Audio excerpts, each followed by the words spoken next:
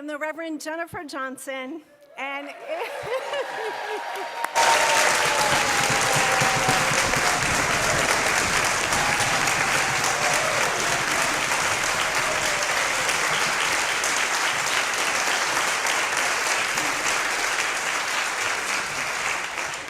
it gives me tremendous pleasure, great joy to welcome you to Sunday worship for the first time as the settled lead minister of First Parish in Concord.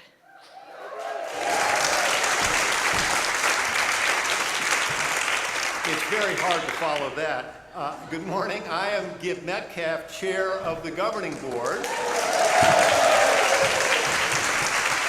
And if you're wondering why it's the governing board, not the standing committee, you can read my piece in FP Weekly last Friday. And I am delighted to welcome you to Homecoming Sunday, the first worship service of our formal church year.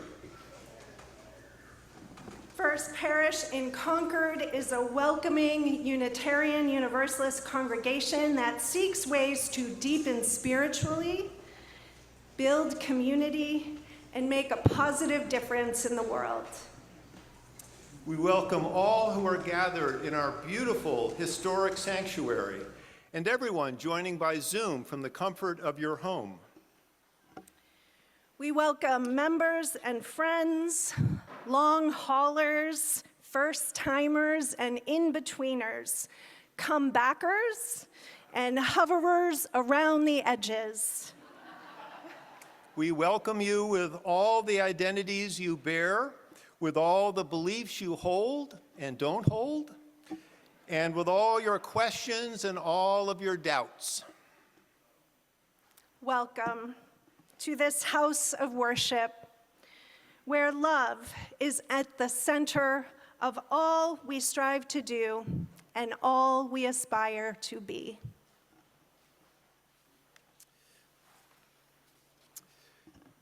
So it is a new church year, and we welcome Jennifer to our pulpit, and Jennifer and her family, Dave and the family.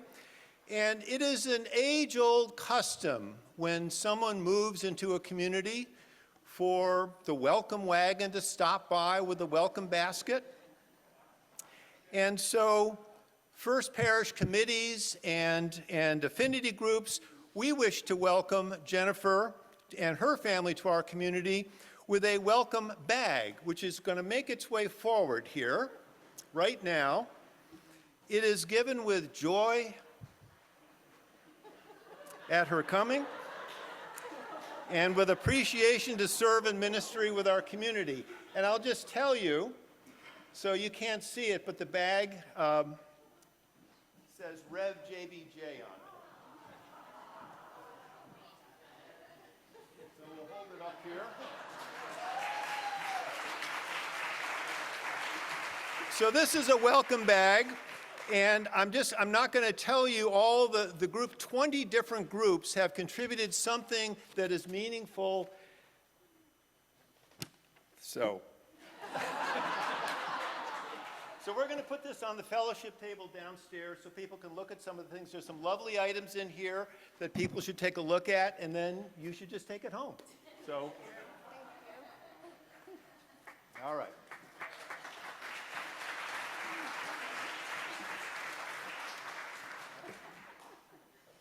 Thank you. You won't find me at a loss for words too often, but occasionally. What a warm, beautiful, generous greeting and welcome. I am so moved and so overcome to be at home with you here. Before I call us to worship, I have a request of some of you in the pews. Throughout the service, we are going to be referring to the 4 classical elements of nature: earth, fire, water, and air. You see them represented on our altar: pinwheels for air, small vessels of historic sacred water from the first UU water ceremony, a flaming lantern for fire, and a colorful arrangement of flowers gathered for earth. The worship team needs help from those of you in the pews who received bundles of colored streamers when you arrived. Whenever you hear mention of one of the elements during the service, please wave the appropriate color streamer above your head. We're going to practice now. You might have to unclip your bundle and find the different colors. If you hear earth, including things that grow and live on the earth, please wave your green streamer. Green or brown? Oh, brown, sorry. Oh, green or brown, right? Because the earth is green and brown. When you hear fire or words that relate to fire, like flame, glow, heat, or light, please wave your red streamer. Or orange, because flames are red and orange. When you hear water, including things like river, rain, or lake, please wave your blue streamer. And lastly, when you hear air, or sky, or wind, or breeze, or breath, please wave your white streamer. You're going to hear these words all hour long, so keep listening for those words. We want to keep seeing those streamers flying in the air. Got it? Got it. Good.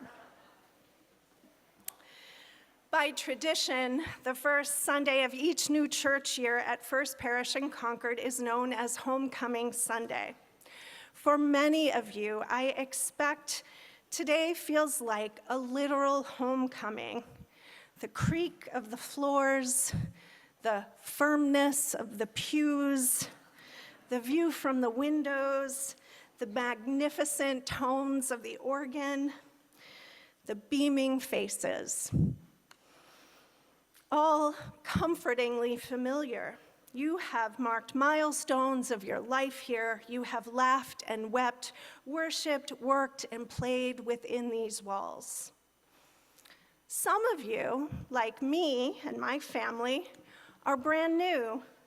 The building and its sight, sounds, and people, as lovely as they are not yet familiar enough to call home.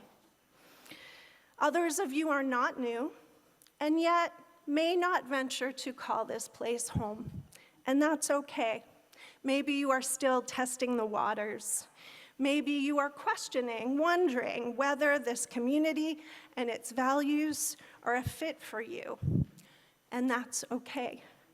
Maybe you are nursing disappointments from past experiences here or within another spiritual community, and that's okay. Whatever your relationship is to this place, I hope this morning's worship will be a homecoming for you.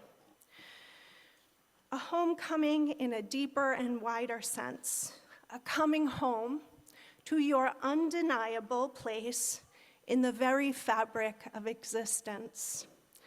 As Unitarian Universalists, we affirm the inherent belonging of all beings by virtue of our emergence in the world. Each one of us arrived home the very moment our infant selves inhaled our first shock of air and released our first primal wail. Born from the earth and for the earth, we are nourished by its bounty and delighted by its beauty, quenched and cleansed in body and spirit by its waters, guided through our days by its light, warmed through our nights by its fire, vitalized with each and every breath of air.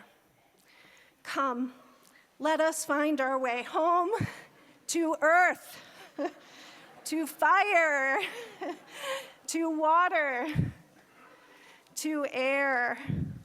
Come, let us worship.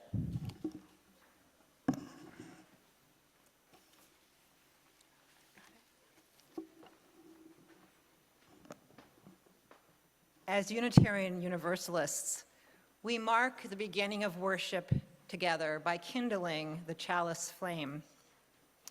This morning, we are going to light our chalice in a unique way, with the help of Tom Wilson, chair of the Wright Tavern Legacy Trust. Tom, why don't you come on up? And actually, I'm going to give you this taper.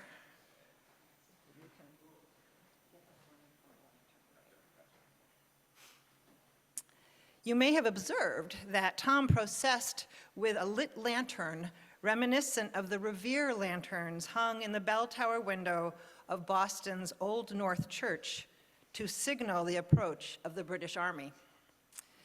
As our congregation and the town of Concord prepare to celebrate the 250th anniversary of the start of the American Revolution right here in Concord, we kindle our flaming chalice with the light of our Revere lantern.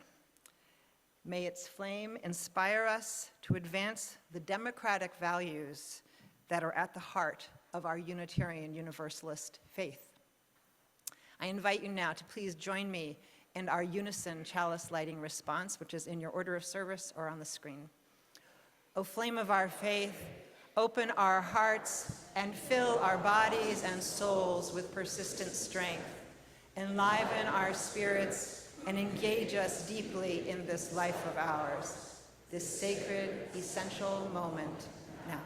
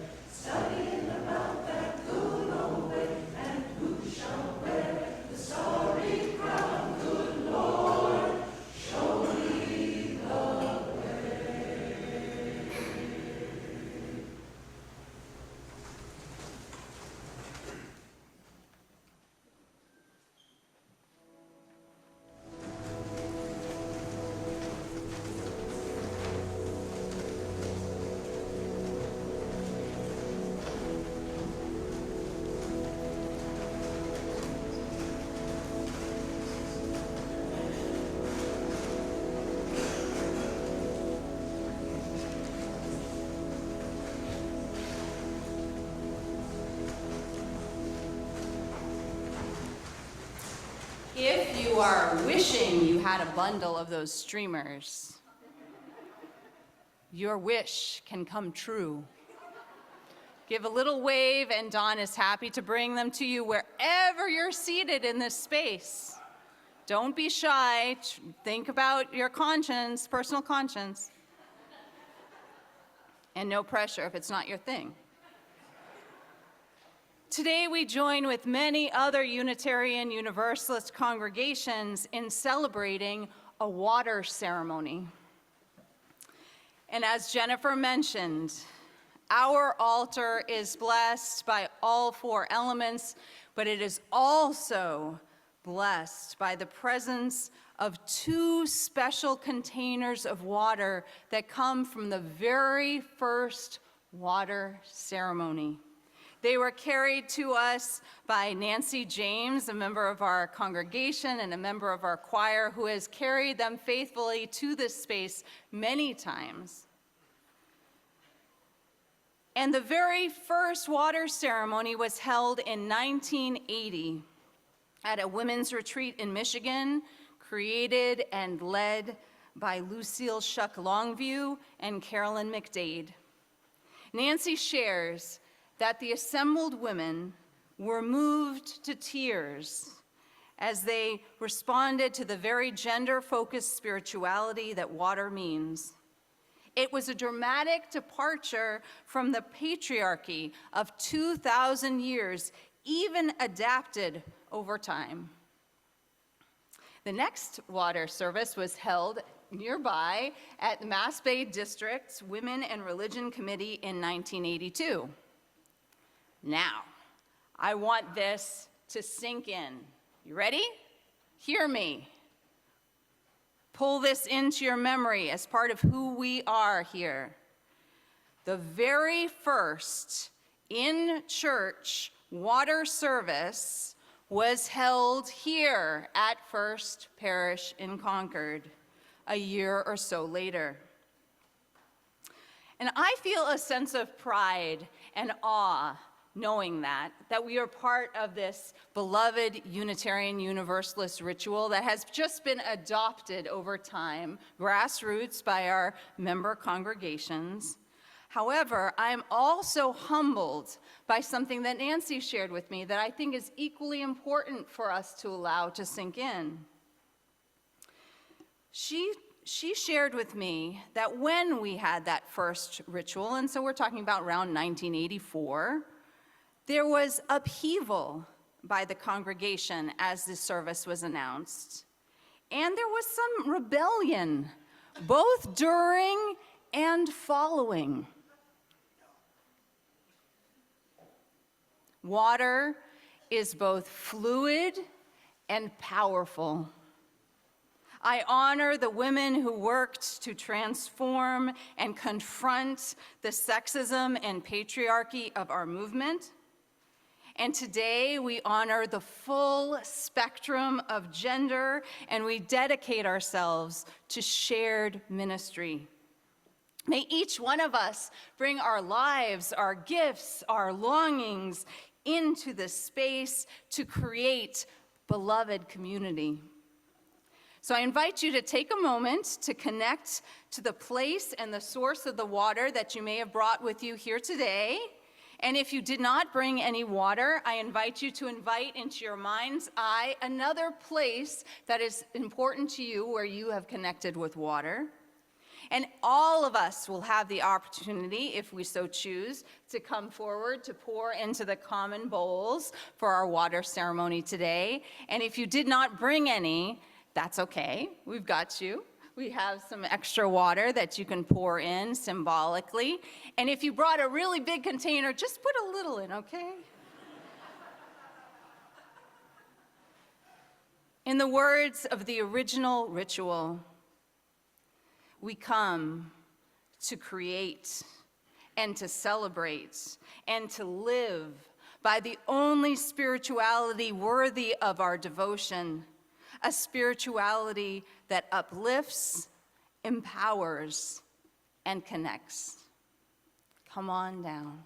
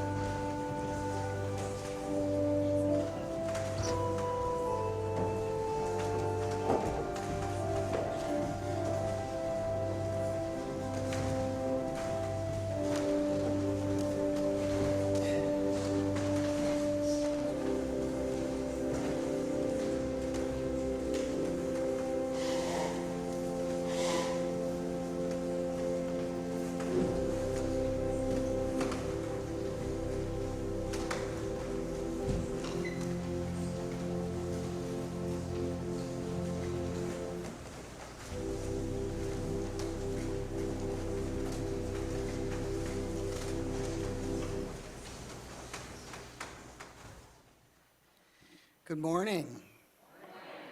It's good to see you all. Welcome home. As part of our mission here at First Parish, we're committed to caring for our communities. In an effort to highlight that and share that commitment that First Parish has, we have something called a Share the Plate program. This means that each week, half of our collection is shared with organizations in our community, both locally and nationally, that are recommended and nominated by members of this congregation. A small advisory committee and I select 10 of those organizations, and each one gets a month, and then the collection is shared with each of those organizations each month. If you'd like more information about the process, you can check out our website, and I'm happy to share with you more about that as well. But we're grateful, deeply grateful to the many, many of you who suggested and nominated organizations this year. Unfortunately, we didn't have enough months to get everybody in, but we got as many as we could. So there were lots and lots of worthy and wonderful organizations that you all volunteer with. And so we're grateful for the work that you do in our communities beyond this congregation. Our first Share of the Plate in September is Outdoor Church. John Kratzley, where are you, sir? Give us a wave. John nominated Outdoor Church. Outdoor Church offers the opportunity for people to better understand the complex dynamics of the unhoused. It has helped us expand our capacity for empathy, to deepen compassion, and it reminds us to center love in all that we do. Outdoor Church offers worship services in Porter Square. They deliver food and clothing and other necessities on the streets 3 days a week. We're grateful to John for nominating Outdoor Church. We'll have a table at coffee hour for anybody who'd like more information. This is new this year. We're going to have a table for folks that are our Share the Plate nominees for the month. Ever grateful for your generosity and care and for all that you do to serve the communities in which we live, for those inside these walls and beyond these walls. We are deeply grateful for your generosity this morning and always. Thank you.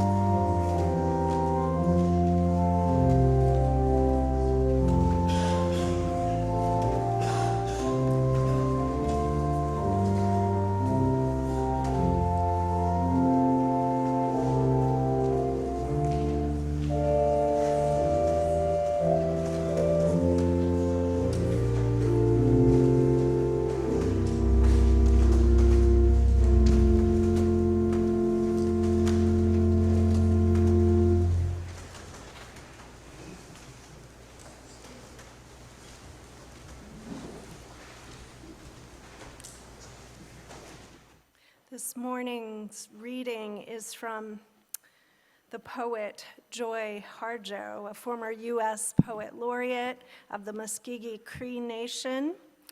It's called Eagle Poem.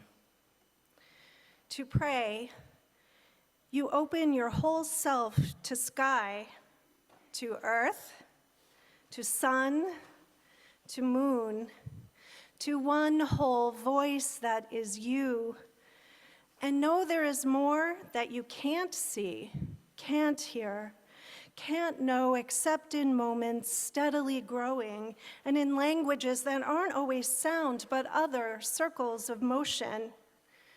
Like eagle that Sunday morning over Salt River, circled in blue sky, in wind, swept our hearts clean with sacred wings. We see you, see ourselves, and know that we must take the utmost care and kindness in all things. Breathe in, knowing we are made of all this, and breathe, knowing we are truly blessed because we were born and die soon within a true circle of motion, like eagle rounding out the morning inside us. We pray that it will be done in beauty, in beauty.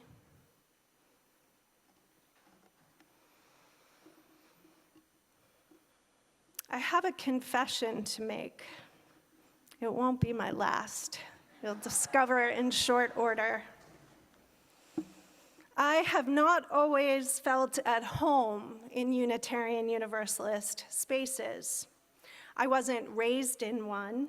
I grew up without organized religion and only discovered Unitarian Universalism as a young adult when I was married by a UU minister. In my mid-20s, I engaged with UU communities in fits and starts, constantly questioning whether or not I fit in. I loved so much about what I encountered: the warmth and humanity, the poetry and music, the explicit commitment to inclusion, compassion, and justice, the deeply held desire to do good, to be good. Still, when I looked around, I did so reflexively, with an eye towards all the ways I didn't seem to fit in. I didn't seem to be the right age, or to be wearing the right clothes, or to have enough bumper stickers on my car, which wasn't the right kind of car anyway. Were my politics progressive enough? Did I eat the right way, speak the right way, have the right kind of job, the right kind of friends to fit in? Maybe some of you can relate. A decade later, I tried again, this time with my young daughters in tow, motivated to right the spiritual neglect of my own childhood. Sorry, Mom. In time, I took to heart the lesson that author Brené Brown teaches this way: the opposite of belonging is fitting in. The opposite of belonging is fitting in. Eventually, I was able to set aside my worry about fitting in and trust, most of the time, that I belonged at church and in the world unconditionally. Fast forward 7 years, and I was secure enough in Unitarian Universalism to enroll in seminary at Meadville Lombard Theological School in Chicago. Or so I thought. On a warm, sunny afternoon during the summer session of 2017, I regressed. Some small gesture of disregard directed my way left me disenchanted with everything and everyone, most of all myself. The old doubts resurfaced. All these years, and still an imposter, still struggling to fit in. Before anyone could observe the tears pooling in my eyes, I fled the high-rise building of my seminary without thinking about what I was doing or where I was going. As if pulled involuntarily by the force of gravity, I made my way to the shore of Lake Michigan. I fell onto the ground at the water's edge, the loneliest spot I could find, hugged my arms around my knees, and indulged my tears.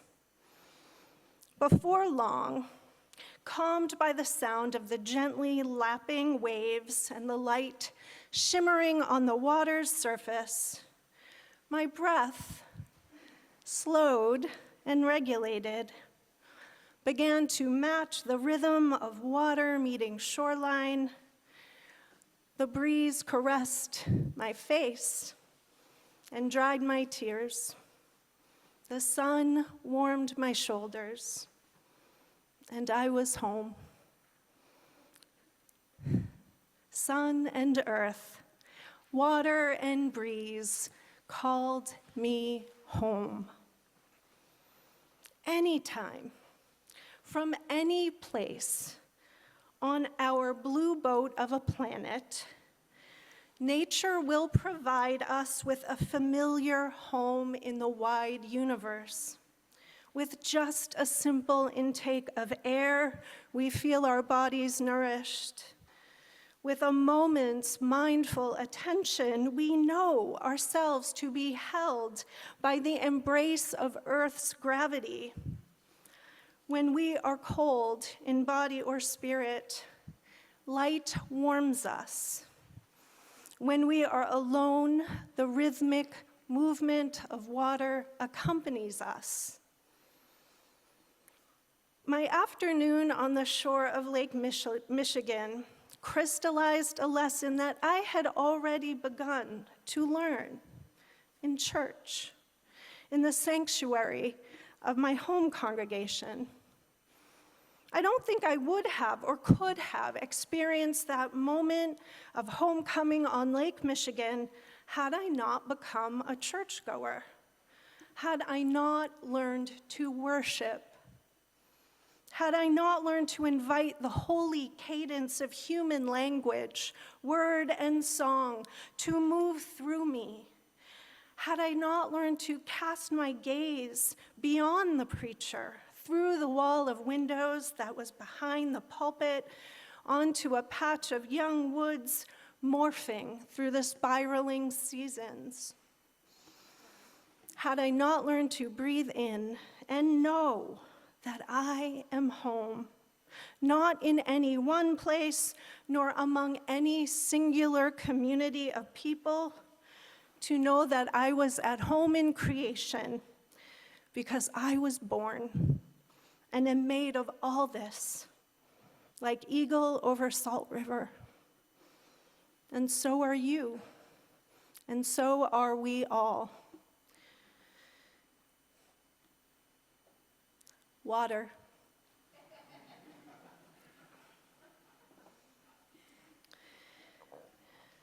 This is hardly esoteric knowledge. It is ancient wisdom, as old as the human spirit, accessible to all and praised by poets throughout the ages. Joy Harjo's Eagle poem is one of my favorite examples. Another favorite is 3,000 years older. The most familiar of the Psalms of David, the 23rd Psalm. Makes me cry, watery tears. God is my shepherd, I shall not want. God makes me lie down in green pastures, leads me beside still waters, and restores my soul. You lead me in right paths for the sake of your name. Even when I walk in the valley of the shadow of death, I shall fear no evil, for you are with me. Your rod and your staff, they comfort me. You have set a table before me in the presence of my enemies. You have anointed my head with oil, my cup overflows. Surely, goodness, and mercy shall follow me all the days of my life, and I shall dwell in the house of God forever. Even though I am not a traditional theist, Psalm 23 rings true to the deepest part of me. When I first started coming to church way back in my 20s, I thought I wanted to find a place where I could fit in. What I really, truly, deeply wanted was to restore my soul to its rightful place at home in creation. At its best, worship can help us get there. At its best, worship calls our attention to the green pastures and still waters of our lives, and to the abundant table of blessings set before us, even in the midst of hardship and strife. At its best, worship evokes the certain knowledge that each and every one of us dwells in the house of creation, now and forever. We are at home together. Perhaps this is the primary reason why we gather to worship, to come home to our place in creation. When we know in our souls that we are at home together in this wide universe, we are called to another spiritual purpose, to create communities that affirm rather than defile the shared blessing of our very being. We are called to create beloved communities that honor the universal belonging of all beings. As Joy Harjo puts it, we see you, see ourselves, and know that we must take the utmost care and kindness in all things. In the 5 short weeks since I joined you as your lead minister, even before the start of the official church year and all of the programs and all of the events, I have observed already so many ways that this congregation is answering that call.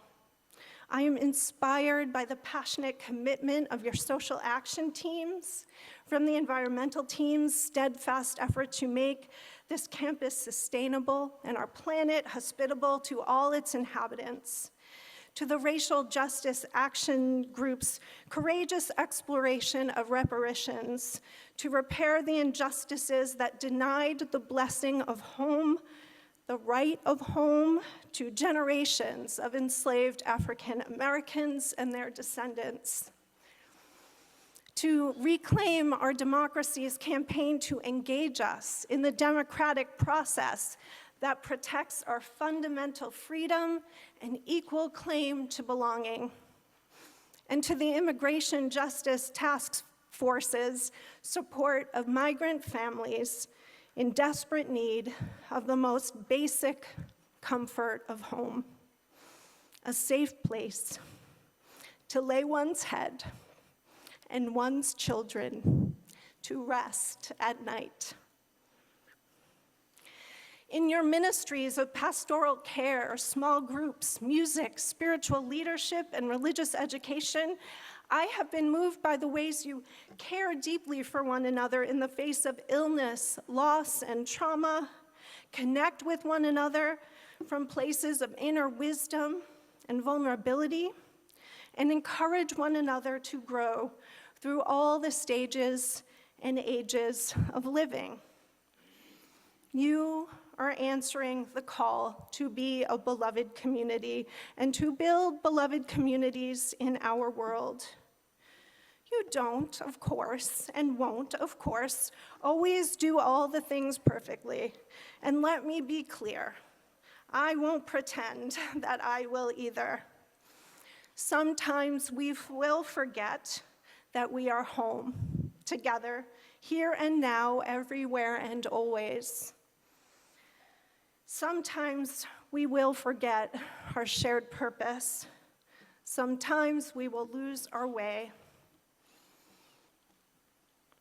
When we do, I invite you to open your whole self to sky, to earth, to sun, to moon, to one whole voice that is you.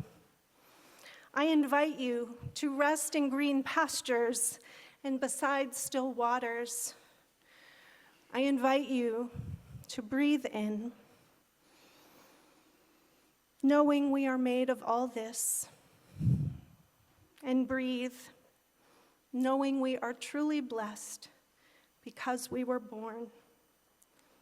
I invite you to come home to worship. Together, we will keep on finding our way home.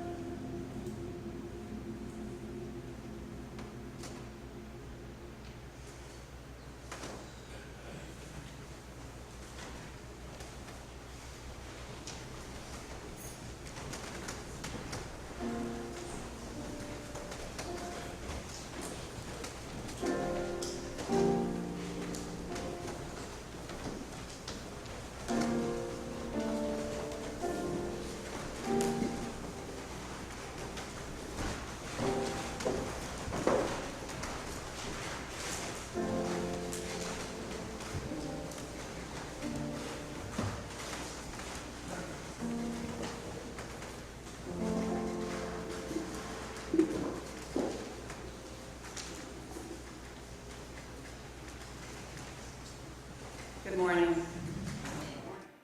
My name is Elizabeth Ide, and I am your acting minister for congregational care. My pronouns are she, her, and it's my honor to lead us in prayer. Let us take a breath together.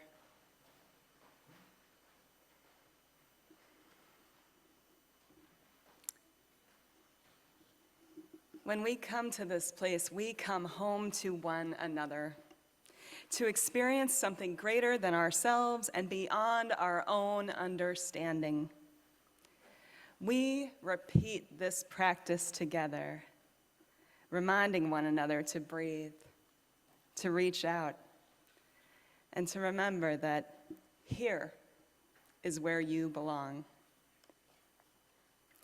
We deepen our connection to all that is when we share in one another's joys, sorrows, and sacred milestones that carried us to this time and this place in which we gather with open minds and loving hearts.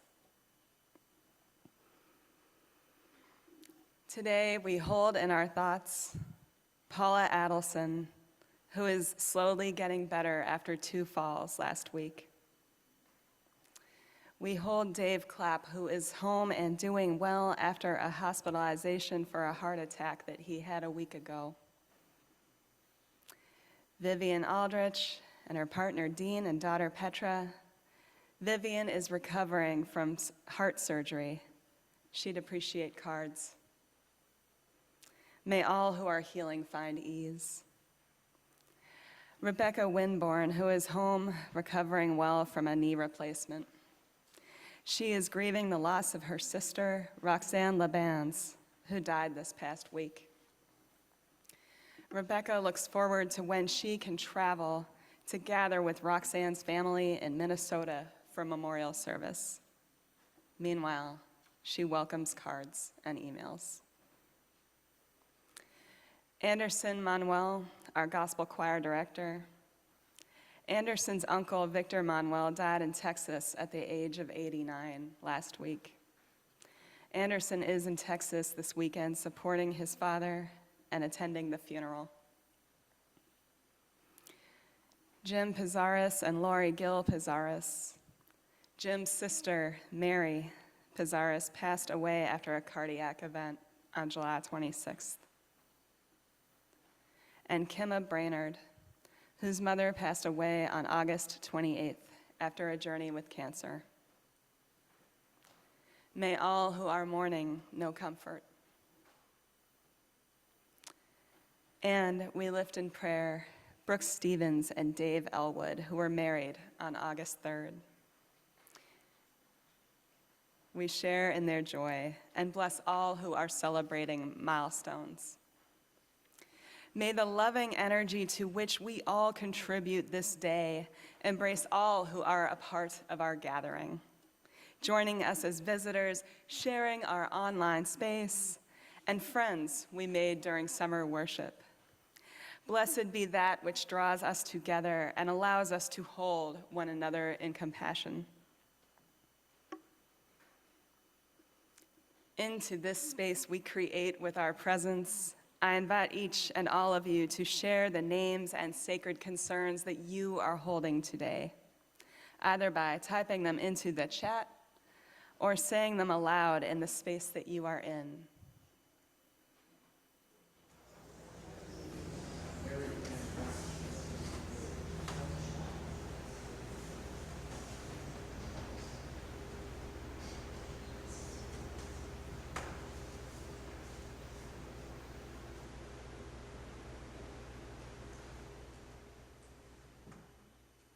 We acknowledge and hold in our hearts all of the intentions and prayers, spoken and unspoken, among us. We hold in our hearts all who are still seeking a place to call their spiritual home. May they find love, belonging, and peace. Our prayer continues with these words adapted from those of Linda Susan Ulrich. Rivers and streams follow their own courses, but the water molecules are indistinguishable. No one would confuse a candle flame for lava, and yet in each the fire dances. An invisible force both knocks down trees and holds birds aloft. The air remains indifferent to its uses. Diamond, desert, Denali, and dirt each tell their different stories, all with the earth as the protagonist.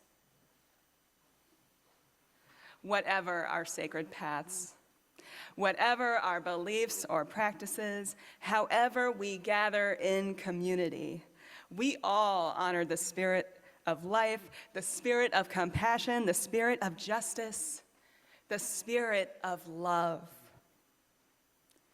How many stars are in the sky? All of them. Blessed be.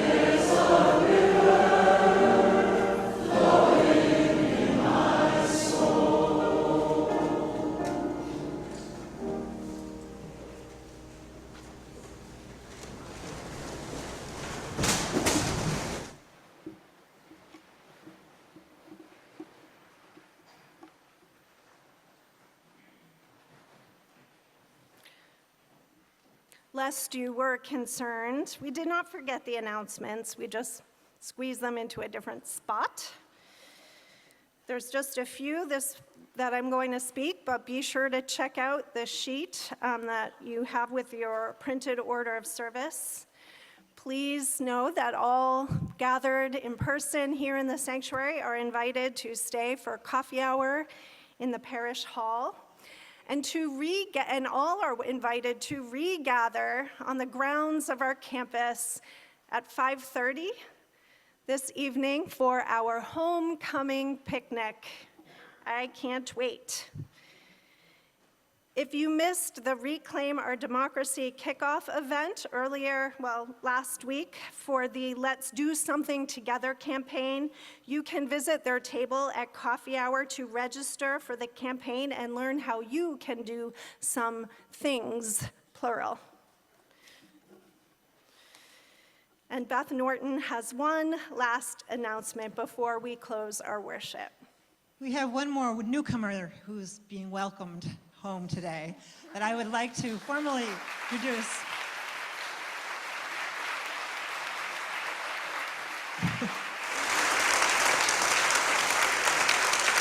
Simon.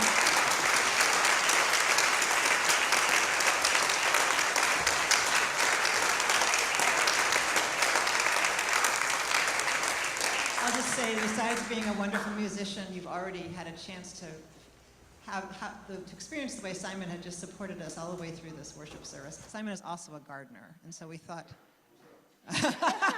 So welcome, Simon. We hope you are feeling at home.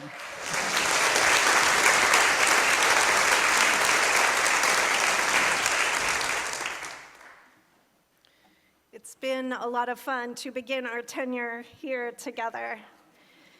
Simon's joined us for some of our staff meetings, and we're having a good time. In closing, I bring words from the Reverend Norman Naylor of blessed memory. Reminded that we are part and participants of the universe, let us go forth from the quiet of this hour, encouraged to strive toward faithfulness to the best in ourselves, in others, and in the whole creation. Please rise in body or spirit for our closing hymn, appropriately, Blue Boat Home. The words will appear on your screens.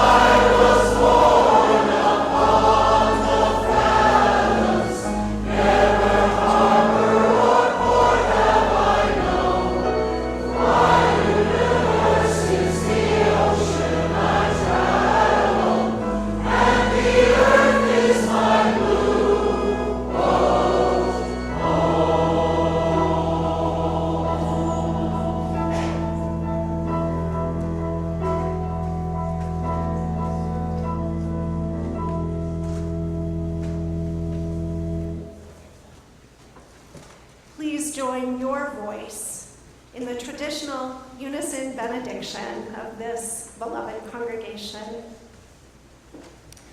Go out